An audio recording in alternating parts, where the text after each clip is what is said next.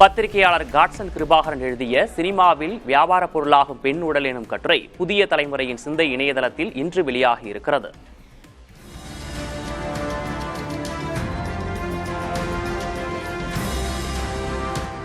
திரைப்படங்களில் பெண்களின் உடல் எவ்வாறு வணிக நுகர்வு பொருளாக மாற்றப்படுகிறது என்பதையும் அதன் சமூக பாதிப்புகளையும் விரிவாக அலசுகிறது காட்சன் கிருபாகரன் எழுதிய இக்கட்டுரை.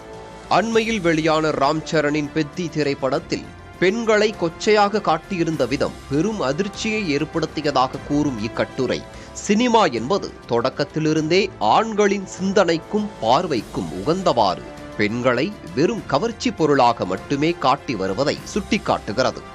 திரையில் காட்டப்படும் பாலியல் அத்துமீறல்கள் மற்றும் ரொமான்டிக் பின்தொடர்தல்கள் நிஜ சமூகத்தில் இளைஞர்களிடையே தவறான ஆண் அதிகாரத்தை தூண்டுகிறது என்றும் படைப்பாளிகளுக்கு சமூக நோக்கமும் கலை பொறுப்பும் அவசியம் என்றும் இக்கட்டுரை வலியுறுத்துகிறது.